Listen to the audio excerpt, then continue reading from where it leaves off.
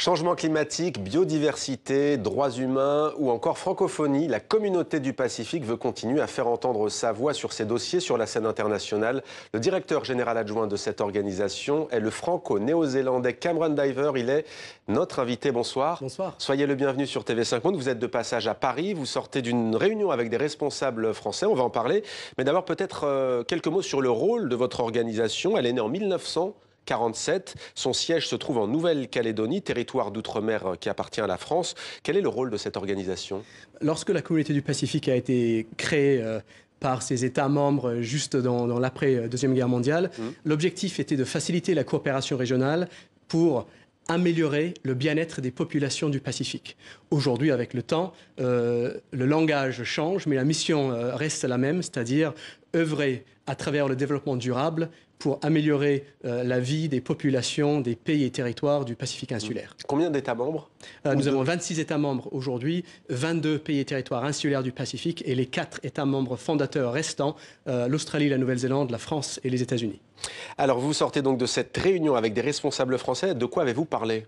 Nous avons parlé pas mal de changement climatique, bien sûr, parce que c'est une menace absolument immédiate pour la vie des populations. C'est quoi ces menaces d'ailleurs? Dites-nous. On sait que le corail est menacé, notamment. Absolument, mais au-delà de ça, il y a des menaces qui pèsent sur la sécurité alimentaire des populations, sur les stocks de poissons, sur les côtes avec l'érosion ou l'élévation des niveaux de la mer.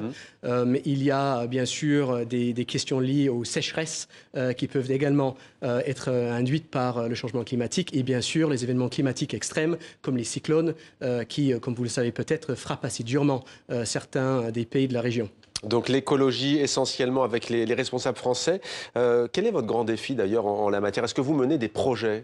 Absolument. Nous menons beaucoup de projets, que ce soit avec l'appui de la France, de l'Union européenne, Australie, Nouvelle-Zélande, d'autres bailleurs de fonds, justement, par exemple, pour mieux préparer les pays de la zone à l'adaptation au changement climatique. On mène des actions d'atténuation des effets du changement climatique également.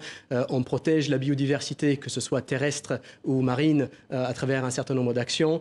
Et on essaie, quand cela est possible, de promouvoir des solutions basées sur la nature pour justement utiliser comme une force de levier la richesse naturelle qui existe en Océanie comme une solution ou l'une des solutions au défi du développement durable et en particulier du changement climatique. Et vous êtes aussi un vecteur pour l'économie avec notamment le concours de chocolat des Fidji qui inaugure la relance du secteur du cacao sur les îles Fidji. Très court, s'il vous plaît, Cameron Diver, quel est votre rapport à la langue française?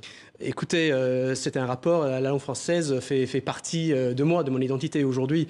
C'est une langue que j'ai apprise, bien sûr. Je ne suis pas né avec, mais aujourd'hui, je pense que c'est une ouverture sur le monde, une fenêtre sur la culture et bien sûr quelque chose qui permet de véhiculer un certain nombre de messages au-delà de l'anglais, dans cette belle langue de Molière qui est parlée par des millions de personnes autour du monde. Et la communauté du Pacifique est bilingue, elle est à la fois anglophone et francophone. Merci beaucoup Cameron Diver d'avoir répondu à nos questions sur TV5 Monde.